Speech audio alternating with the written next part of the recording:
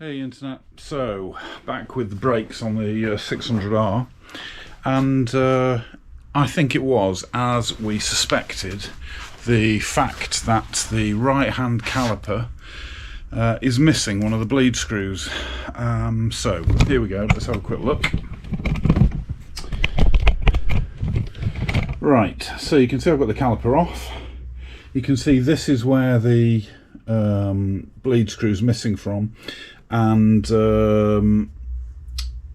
it was pointed out to me that these are non-standard in the back of the calipers here. There's one on either side. Now I imagine the one on this side was put on definitely because that was broken off and it was the only way of bleeding the caliper on.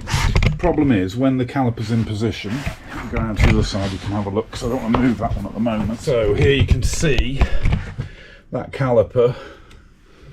There you go, a little bit better. And on the other side, this is the one that's broken off. So of course I'm bleeding it from down here, but I think there was some air trapped up here in this area of the caliper. So bleed it from here as I might, or the anti-dive, or up here, it's never going to get rid of the air that's up in this section. So it was continually soft. So what I've had to do, bit of thinking outside the box, had to take the caliper off, as you can see, and I've hung it upside down. Well, I've hung it so that the air hopefully will travel, just move that there, from this section of the caliper up to this bleed nipple. Now I've already had some success. The pull lever is much better, it's much more resistant, so it's definitely working.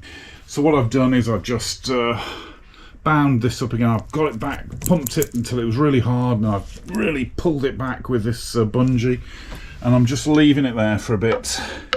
You might wonder what this file's doing here. It's just a very even flat file that I inserted in between the discs, because it's about the in between the pads. It's about the same thickness as the actual disc, because of course I don't want the pads closing up altogether. And it won't be so bad because when I've bled this through, I can release the pressure from here to open the pads up a bit, and that won't introduce any more air into the caliper. But I thought I'd make things a bit easier for myself. It's only pressing down on the file. It's not like the file is being abrasive at all, so it should be fine. But yeah, it's definitely improvement. So I'm just going to leave the bungee pulling back on the handle there for half an hour, maybe an hour or so, and you know, hopefully any air that was trapped in here will slowly make its way up into this section so I can bleed it through.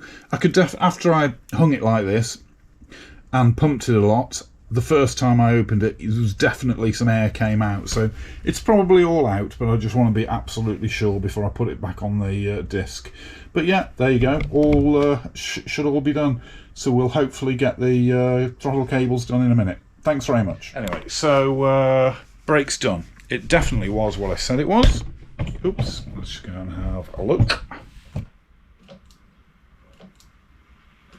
That's not bad at all, eh? Yes, it's definitely an issue that it's lost that bleed nipple off the other caliper. But you know, these things happen. I've got a spare caliper. It'll probably need completely servicing though, so yeah.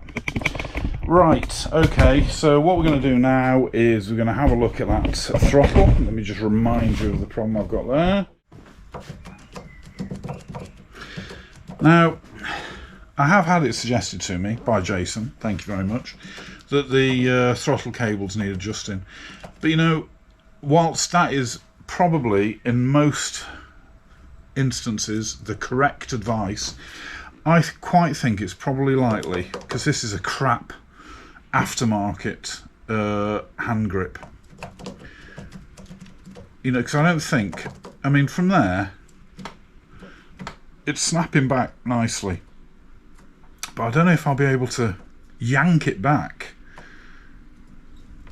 I'm going to have a look, but I'll reserve judgment until we get the tank off. Okay, let's have a look.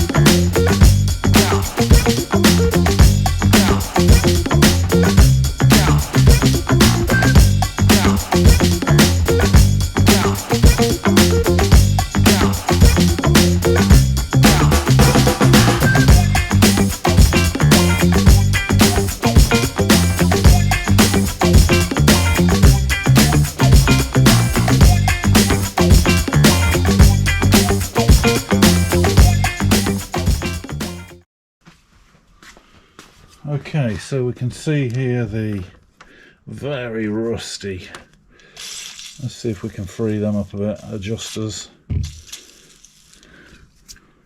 Just give that a minute just to soak in for a second.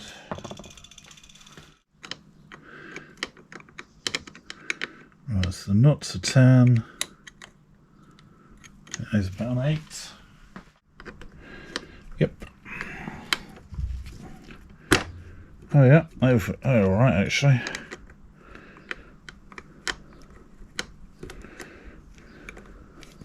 A little bit more.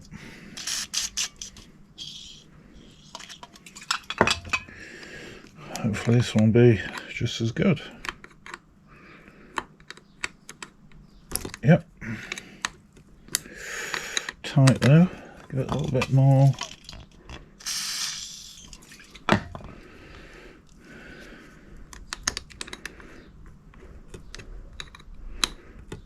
Right, let's try winding this one out first.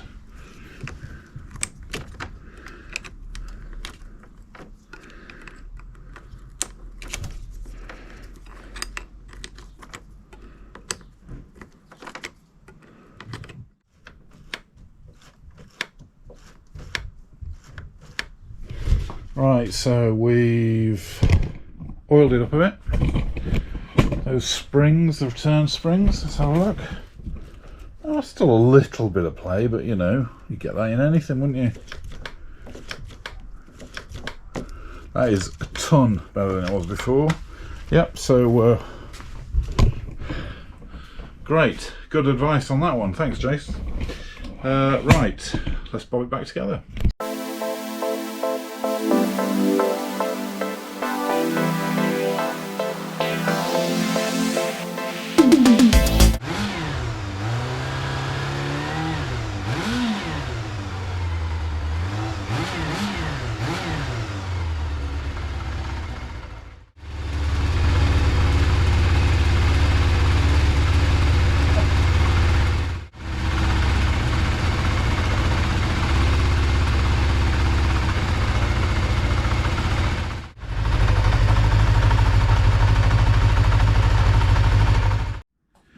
So, was just a quick one today. I won't waffle on like I did yesterday. Just finished off the 600R. Brakes are now done. Definitely that bleed nipple on the right hand caliper. When I hung it upside down as such, so the bleed nipple that I'd got was at the highest point, obviously off the disc. I managed to get the air out, so the front brakes are fine now, that's all done. And the only other job I had to do today was top the coolant up and then whip the tank off and adjust the throttle cables.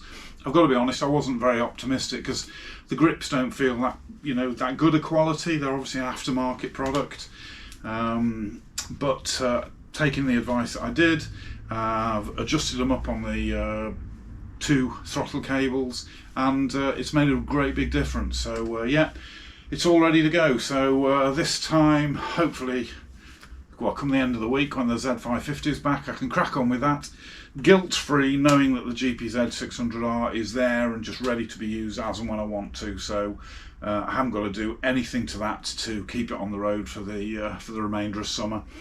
And as soon as the Z550 is done, then we'll get back to doing the 600R. But yeah, let's get that GPz550 D1 clone finished. So yeah, that's it for today. Thanks very much for watching. I'll see you next time, Internet. Bye.